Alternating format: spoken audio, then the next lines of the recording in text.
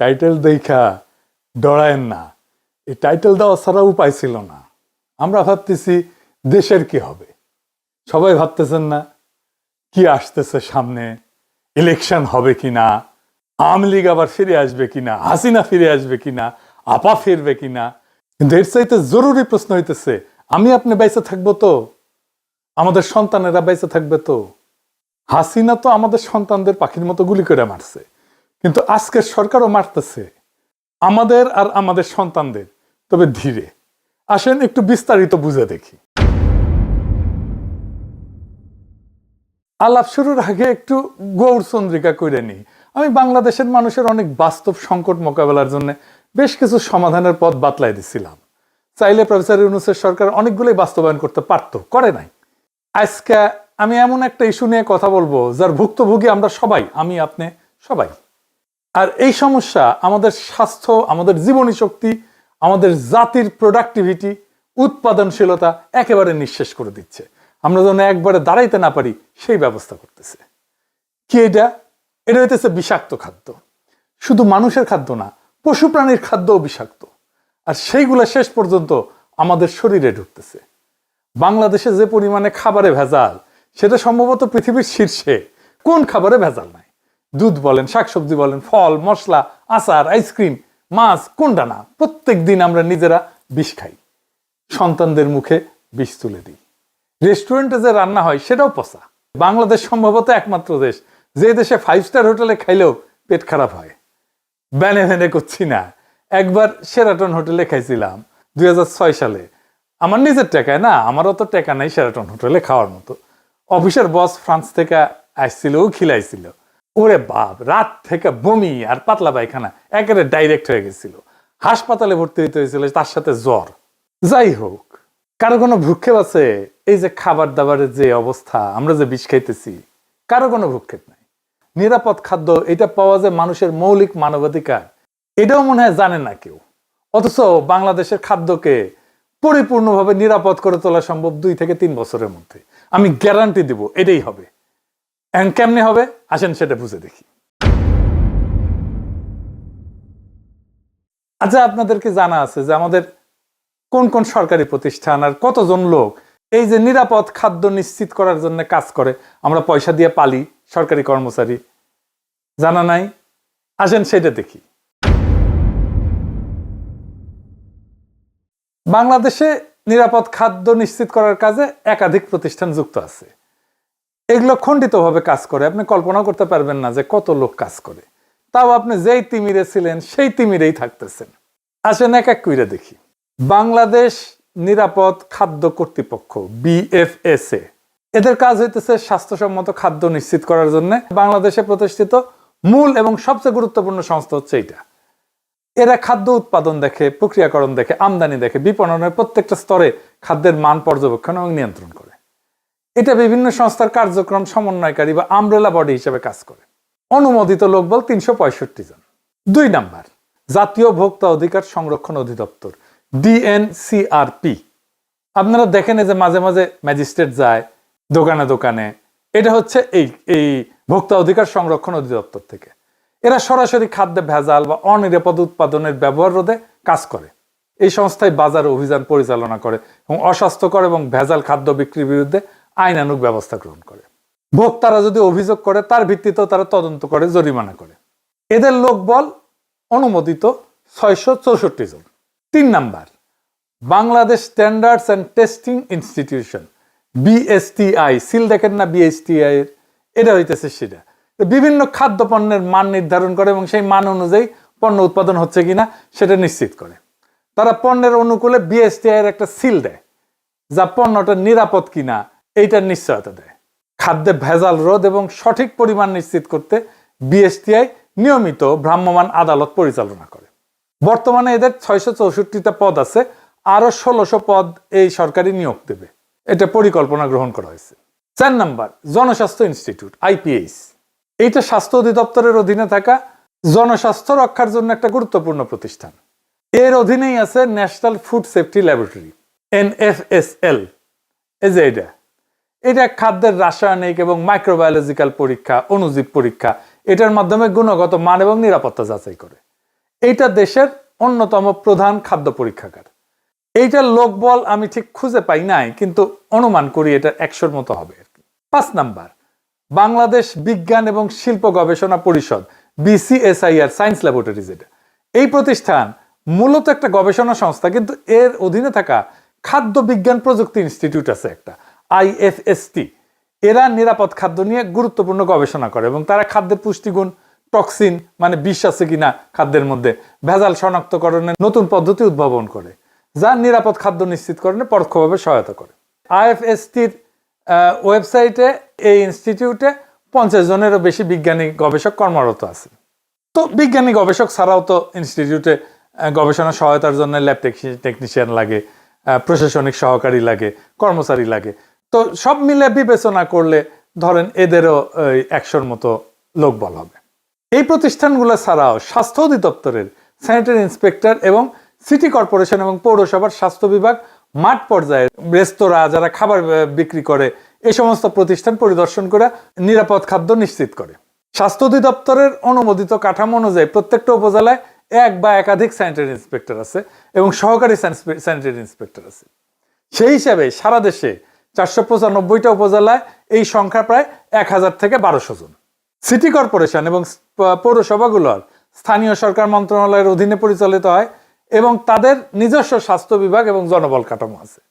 এদের লোকবলের সংখ্যা প্রতিষ্ঠানের আকার, আয়তন এবং বাজেটের উপর ভিত্তি করে ভিন্ন ভিন্ন হয়।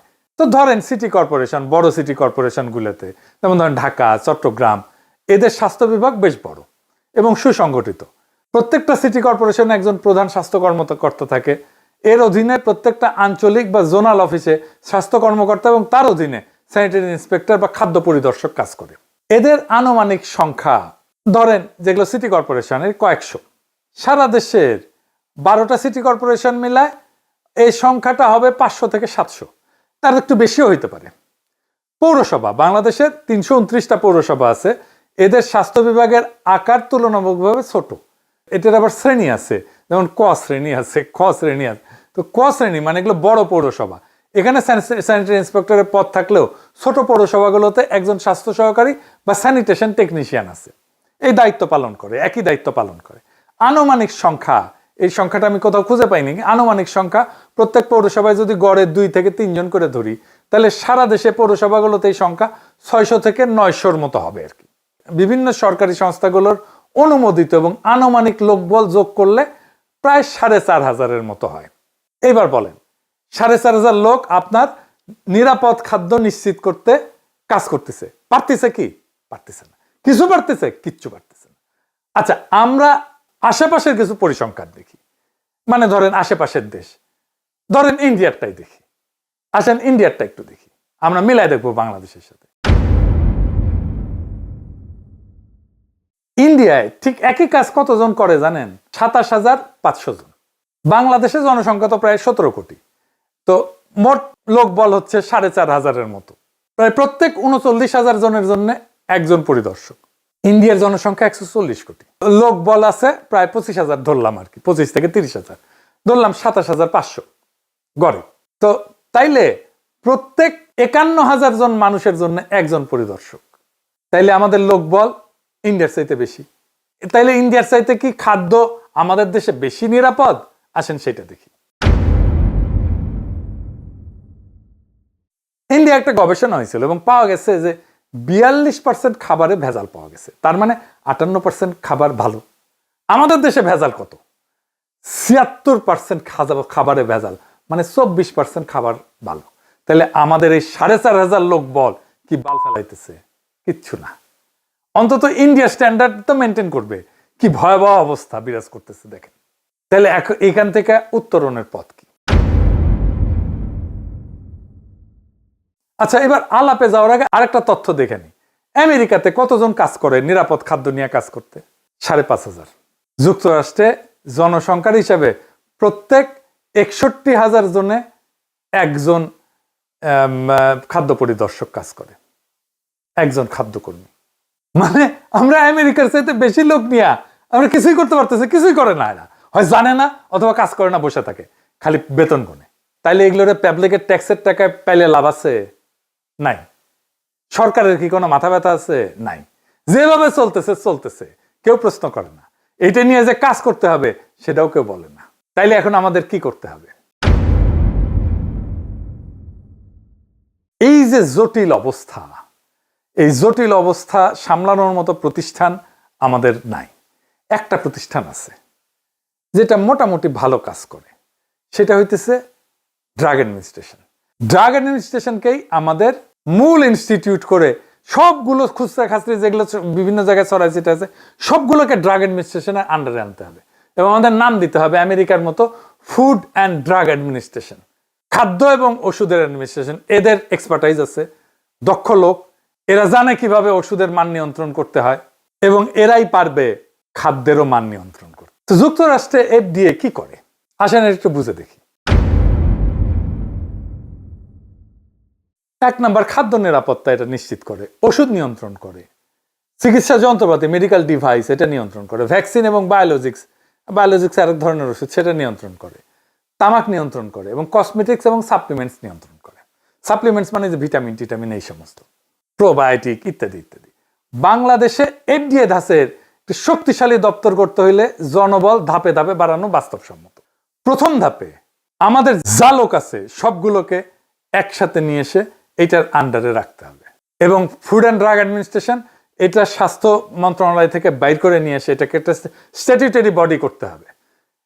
এইটা থাকবে প্রাইম মিনিস্টারের কার্যালয়ের অধীনে।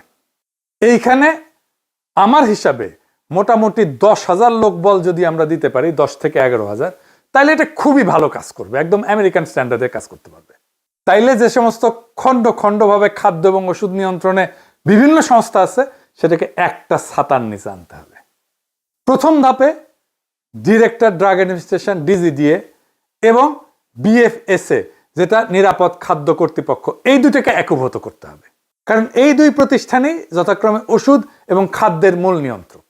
এরপর ধাপে ধাপে Bangladesh standards and testing institution BSTI এর পরীক্ষাগার, তার ক্ষমতা, এর মান নির্ধারণের অংশ এটা যুক্ত করা যেতে পারে, ভোক্তা অধিকার সংরক্ষণ অধিদপ্তর এটা যুক্ত করা যেতে পারে, বাজার নজরদারির অংশটা, তাহলে মাঠ পর্যায়ের কার্যক্রম শক্তিশালী হবে।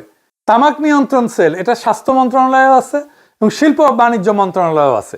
তো এইটা দুই জায়গা থেকে আলাদা করে এই FDA এর আন্ডারে দিতে হবে। আর কসমেটিক্স, আমি জানি না কসমেটিক্স কেউ দেখে কিনা, কসমেটিক্স এবং সাপ্লিমেন্টস নিয়ন্ত্রণের জন্য DGDA এবং BSTI থেকে নতুন দপ্তরে স্থানান্তর করলে পুরা খাত একটা ছাতার নিচে চলে আসবে। এইভাবে ধাপে ধাপে আগাইলে বিচ্ছিন্ন সংস্থাগুলো একীভূত হয়ে একটা পূর্ণাঙ্গ food and drug administration of Bangladesh গড়ে উঠবে। আমি আগেই বলছি যে পুরা দপ্তর সাজাইতে 10 থেকে 11,000 লোক লাগবে যদি আমরা এটা আমেরিকান স্ট্যান্ডার্ডে চাই। আমাদের হাতে আছে 4,500 লোক, তামাক নিয়ন্ত্রণের সাথে যুক্ত আছে প্রায় 1,000-এর মতো, তার মানে 5,500 হইল। আর ড্রাগ অ্যাডমিনিস্ট্রেশনে প্রায় 1100 লোক আছে, তার মানে 6,600 লোক আমার কাছে এখনই রেডি, আমরা তাদেরকে বেতন দিই। এই জনবল আমার এখনই আছে। তো কোন দপ্তর কিভাবে কোথায় যাবে তার একটা খসড়া করছি এইভাবে। এইটা সাহেব এটা একটু পাশে দেখান, আমি বলতেছি।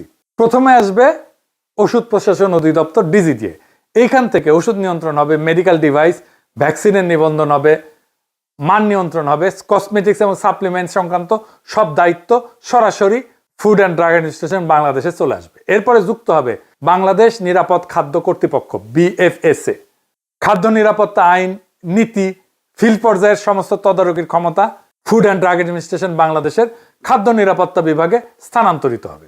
BSTI থেকে খাদ্য এবং কসমেটিক্সের মান নির্ধারণ হবে এবং পরীক্ষাগার কার্যক্রমের একটা অংশ যুক্ত হবে।